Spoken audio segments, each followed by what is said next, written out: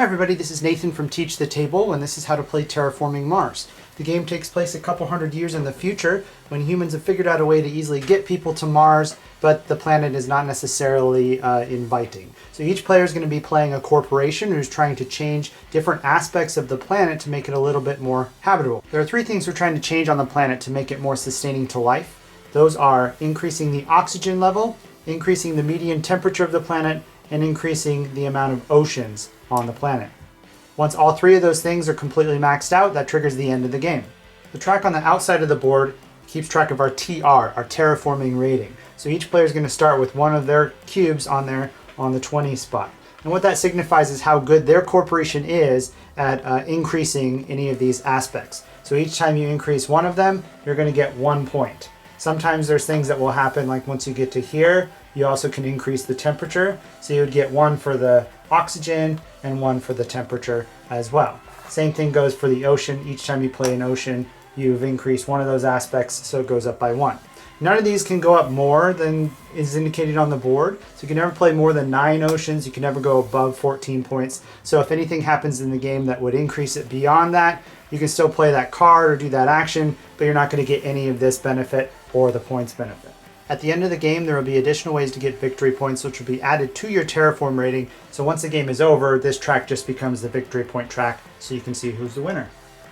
Each player has a player mat like this, which keeps track of the 6 various resources which are tracked throughout the game, as well as on the inside here with the brown backgrounds. Those are your production of those various resources. So towards the end of each turn, we're going to get resources based on how much we're able to produce. So our cubes will go on these spots, and in the middle here is just our little player marker to keep track of how much we're producing. These can go above 10, so if you had 11, for instance, you'd have 10 there and 1 there. If you had 21, you'd put an additional cube on there just to keep track of that. These resources are mega credits, which are the money used in the game, steel, which helps out with building buildings, titanium, which helps out with building space structures, plants, energy, and heat. Each resource is tracked with the same cubes, so they're universal. They signify the same amount regardless of where they're sitting. So the copper ones, that's 1, the silver ones, that's 5, and the gold ones are 10. So as indicated on here, this would be 16 money. If you moved it over to here, that'd be 16 steel, 16 energy, vice versa. A few things to note about the player boards here. When it comes to your money income, you're going to add your terraforming rating to this income number to get your total amount of money. So we start out at a terraforming rating of 20, so your starting income is going to be 21 when that happens on your turn. When it comes to the steel, like I said, it helps you build buildings. So if you're ever building a card that has that icon, you can actually use your steel to help pay for it instead of just using your cash. So each steel resource counts as 2 money. Same thing goes for titanium. If you're building any space structures that have that symbol, you can use a titanium resource, which counts as 3 money. There's no change that's given in this process, so use your resources wisely.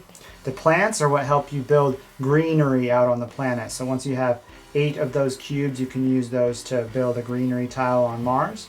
And then your energy, indicated by this arrow here, towards the end of your turn, all the energy you haven't spent is going to get automatically converted over and become heat cubes. Heat is used, obviously, to raise the temperature of the planet. So the same way that the plants help you make greenery, the energy will help you raise the temperature. Starting out the game, you need to decide if you're going to use the beginner corporations in the game, kind of the easy mode, or if you want to use the regular corporations, in which case you're going to draw 2 corporation cards and you get to choose one that you want to keep. The other one's going to go back to the box. Regardless of which way you want to use the corporations here, you're going to get a certain number of starting resources. So the beginning corporation just gets 42 money. This corporation gets 42 money and 1 titanium. Then you're going to get 10 of the regular cards from the game. If you're the beginner corporation, you just get to keep all those cards and you're done. If you're playing with regular corporations, you get to look these over and decide which of them you want to keep and which you want to get rid of. Because for each card that you're going to keep, you have to pay for it, and that'll cost you 3 money for each. So you're starting out with 42, you could easily just pay 30 out of that and keep all these cards, or you can get rid of some if you want to conserve some of your bucks. All of the non-beginner corporations have certain effects that give you an advantage during the game. So make sure that you're reading that before the game truly starts. Each turn of the game represents one generation to give you a feel for how long this process would really take. So there's a cube here to keep track of what turn you're on or what generation. That brings us to the phases of the game. So the first phase is the player order phase, where the starting player token just gets passed to the next player around the table. We're going to skip that in the beginning of the game because we haven't even had one turn yet. The second phase is the research phase, where 4 cards get handed to each player, and they're going to choose which ones they want to do the same way they did earlier in the game. So each card that they keep is going to be 3 money that they have to spend, or else they can discard as many as they want to the discard pile. That phase is also skipped in the beginning of the game because we just did that phase essentially with the first starting 10 cards. That brings us to the action phase of the game. This is where the majority of the time is spent playing the game. And there's a number of actions you can do, which I'll go over in 1 second, but the basic way that it works is starting with the starting player, they get to do 1 or 2 of the available actions. Then it goes to the next player, they can do 1 or 2 actions, and it keeps going around the board like that.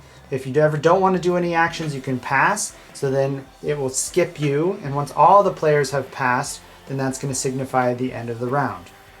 I'll start out with the actions that are on the board, starting with the standard projects here on the lower left. So you can actually discard cards from your hand to get money, at a rate of 1 money for each card that you're discarding. The other ones all involve spending money, so you can increase your energy production, you can increase the planet's temperature, you can build 1 ocean tile on the planet, you can build 1 greenery tile on the planet, which will also increase the oxygen level by 1, and then you can also build a city on the planet, which will increase your money production by 1.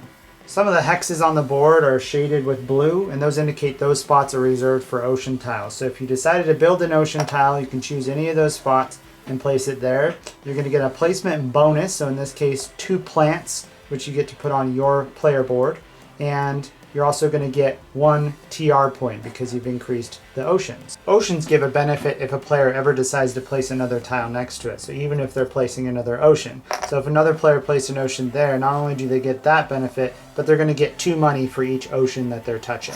The greenery and the city tiles have little squares in the middle where you would place your player cube when you place them on the board to indicate that you own them. The special rule with greenery tiles is that you have to place them next to one of your other hexes on the board if you have any. But starting out, I don't have any, so I could place it basically anywhere I want. You're still going to get the benefit underneath there, as indicated on the board. And then greenery are going to give 1 point to you at the end of the game, to the owner, as well as they're going to give 1 point to anyone who builds an adjacent city next to it. So if you built a city with greenery all around it, you're going to have 6 extra points just for having a city that's next to it. Playing a city tile to the board has a special rule that you cannot play it next to any other city. So you could put it anywhere at this point since there's no other cities. There is an exception to that rule where there's a card that will put Noctis City here, and that's the only city that doesn't have to abide by that rule. So I could place a city here starting out, and then Noctis City can be there later, and once Noctis City is there, I could never play any other city adjacent to that city. So cities are not supposed to be right next to each other. And remember, playing one of the greenery tiles does increase the oxygen level by 1, so you would get to do that as well as get 1 TR point for building that. So that's the standard projects. On the bottom of the board we have the milestones area here, and those are special circumstances that you can try to meet. Only 3 of those can be claimed throughout the entire game, and they're going to give you 5 points for each one that you're able to claim at the end of the game. So the way this works is you would pay 8 money to do the first one, and whichever of these you meet the requirements of, you can put your marker there to signify it, and you're going to get 5 points at the end of the game. The milestones are if you have 35 terraforming points, if you have 3 cities on the board, if you have 3 greenery tiles on the board, if you have 8 of the building icons on any of your little cards there, and then if you have 16 cards in your hand at all, then you can do this action and claim one of those milestones. On the right hand side here we have the awards section, and that works similarly to the milestones. However, the cost goes up each time someone does it, and once people choose the 3, they get totaled up at the end of the game. Whoever has the most of that various aspect gets 5 points, and second place gets 2 points. So you want to have a good idea that you're going to be the winner of one of these awards before you pay a bunch of money, because if you're not, then you're just going to give the points to someone else and waste your resources. But the awards are the landlord, so that's awarded to whoever has the most hexes on the board. The banker, whoever has the most money production at the end of the game. The scientist, whoever has the most of these little science icons on their cards that are out in view. The thermalist, whoever has the most heat resources on their board. And then the miner, whoever has the most steel and titanium. So that's all the actions on the game board. There's also some on our player board indicated by these red arrows here. So starting with this one, you can discard 8 plants to build a greenery tile on the board like I showed you earlier. And you can always discard 10 heat to increase the temperature. Another action you can do is you could play one of your cards from your hand. There's a number of different types of cards, but they all have a cost in the upper left-hand corner here. That's cost of money you have to pay. And remember that sometimes if you have other resources, you can use those to pay for it. So you can use steel to pay for this building, for instance. And then also they have other requirements, which are also spelled down in the bottom. So here, this requires at least 6 ocean tiles to be played on the board before you can pay the 17 to play it. There's 3 different types of cards here. There's green, red, and blue cards. The red cards are events, and that's what's indicated on here. You're just going to play it, do what it says, and then it's going to go face down in front of you, never to be seen again. The green cards are usually something that happens one time, and then it's going to go in front of you, and they're going to be organized like so that you can still see the tags there, because sometimes things will happen if you have a certain number of these little icons out on the table. The last ones are the blue ones, which I think are the most interesting, and these ones are usually one-time things that happen, and then also extra actions you can do. If they have a red icon there, you can use that as an action, or there's other things that happen. So for instance, whenever a animal, plant, or microbe icon comes out on a card that I play, I can put a little cube on here to indicate a microbe on there, which will give you points at the end of the game. When it comes to card effects, sometimes they'll decrease your own production of something. If you're not able to do that, you're not able to play this card. So in this case, if our money production was all the way down at the bottom at -5, we're not able to decrease our production of money anymore. So we couldn't play this card. It's kind of like an additional requirement at the top. So keep that in mind. Anytime that there's a red border around anything, that means that it could affect any player or yourself. So you get to choose who it's going to affect, and it's always optional. So if there aren't any players that have plants, for instance, then you don't have to do it. It's not a requirement. You can still play this card. Some cards will also just have a face value of victory points that they're worth at the end of the game, so make sure you look at those as well. So those are all the actions you can do. We had the standard projects, the milestones, the awards, the 2 actions on the bottom of our player mat here to build a greenery or to increase the temperature.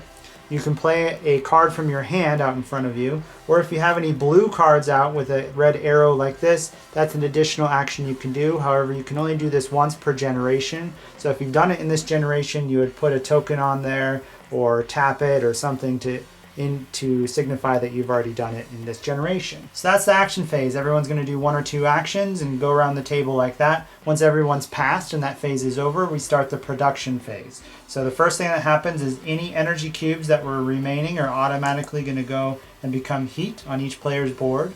And then we're going to give people cubes to indicate their production value on there. So starting out with money, you're going to add their TR value to the money production, which sometimes the money production can be negative, so it could be less than their terraforming value. You're going to give them cubes to indicate how much they gain. Same way for the steel and for the titanium and plants, energy, and heat. At the end of the production phase, if there are any markers to indicate an action that you can only do once per generation, you'll take that off and refresh that, as well as passing the first player marker to the next player. Then you're going to start the next turn by doing the player order phase. So we did that. You're going to increase the generations up since we're starting the next turn. Take 4 cards, give them to each player. They can choose which ones they're going to keep. And then it's just going to go on like that until the end of the game. So once the oxygen and the temperature and the oceans are all completely maxed out, that's going to trigger the end of the game. You still get to finish the generation that you're currently in, so people can continue doing all the actions they want to do. The production phase is going to happen just like normal, so people are going to get resource cubes. And then people are going to get one last turn to convert as many of their plants into greenery tiles as they can. So it's still going to go in player order, but you can get rid of any additional cubes that are sitting on there to build more greenery tiles. Then we have the scoring at the end of the game. So to total up the points, people are going to start with their TR rating where they're at. That's going to be their base value of points. Then you're going to add any of the points for the awards. So the awards that were chosen, figure out who is the winner of those and the second place. and add those points, 5 or 2, to their base value. Then you're going to give 5 points for each milestone that someone was able to accomplish. And then you're going to look at the board here. The greenery tiles are automatically worth 1 point for each one. And then the cities are worth 1 point for each greenery that it's touching. So this one's worth 4 points and this one's worth 5 points. Lastly, you're going to look at any cards in front of players that would have collected cubes to get points. Like this one would be 1 point for each 3 cubes, so that's a point.